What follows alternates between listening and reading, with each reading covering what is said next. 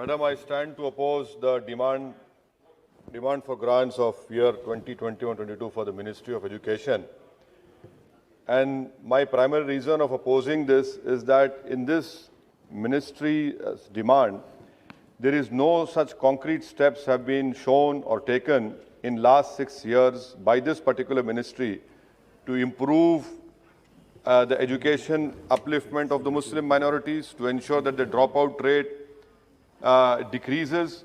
And I put to you, Madam, to the Honorable Minister, that the literacy rate of Muslims in the country is 68.5%.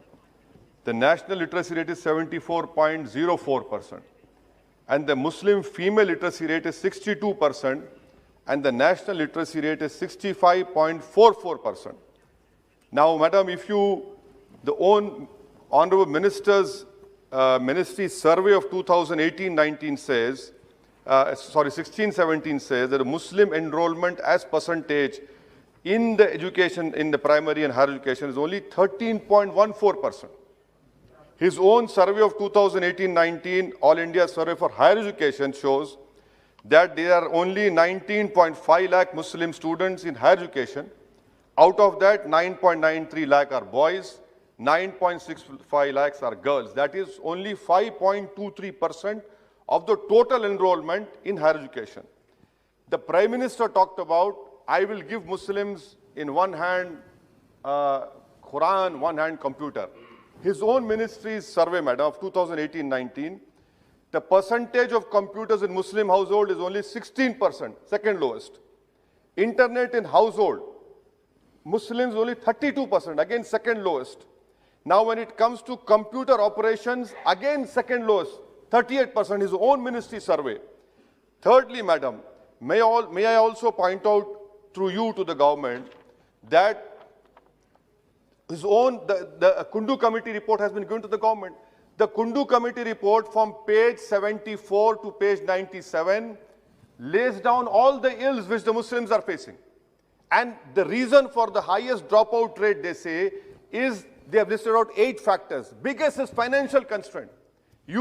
I had demanded removal of Hajj subsidy. That 600 crores should have been given for Muslim girls' education. No mention. What does the Kundu Committee report say, Madam? At the age of 7 years, there is 100% attendance is observed among all minorities, amongst Hindu OBCs and other upper caste.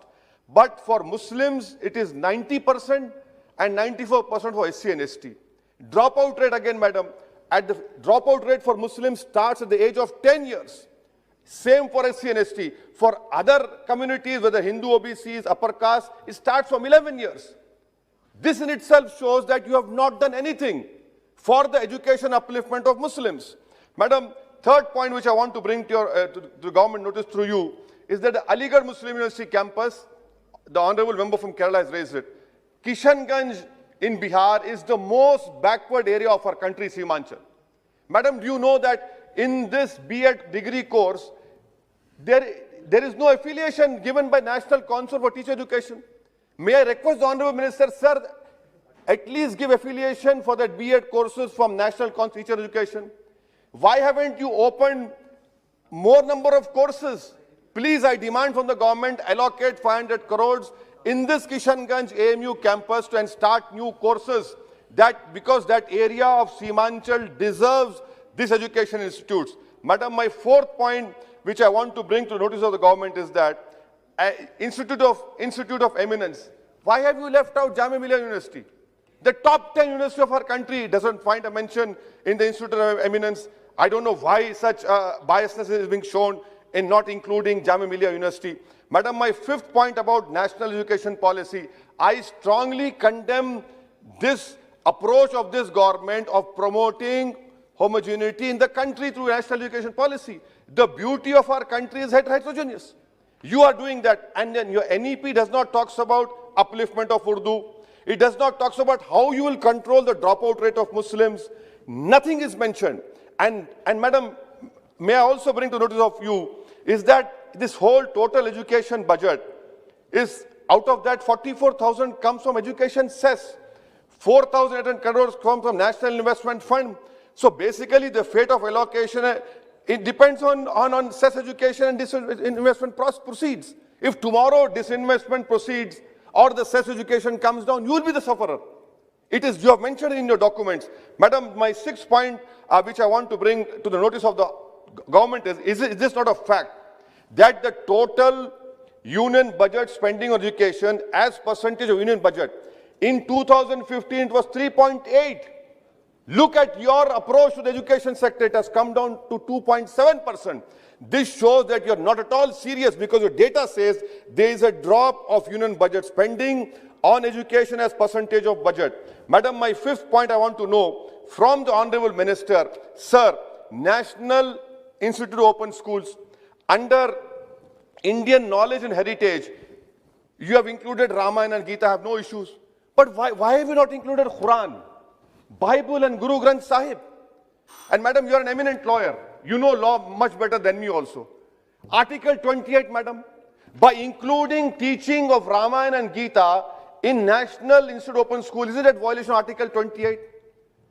A complete violation of Article 28. And what has stopped you from including Quran and Bible and Guru Granth Sahib? That is why I say that you do not believe in the diversity of this country. For everything, you want to bring in your Hindu ideology in education. That is why, madam, I stand to oppose. My demand is make scholarship for minorities demand-driven. Make it demand-driven. Every year, madam, 1 crore Muslim boys and girls are being denied scholarship. Why? Because you have fixed a number. You proudly claim this number has been given, but 1 crore are denied. This is the fate of the Muslim education in primary education, higher education. I hope that the government would wake up from their slumber and do something constructive for the education upliftment of Muslim minorities. Thank you, madam.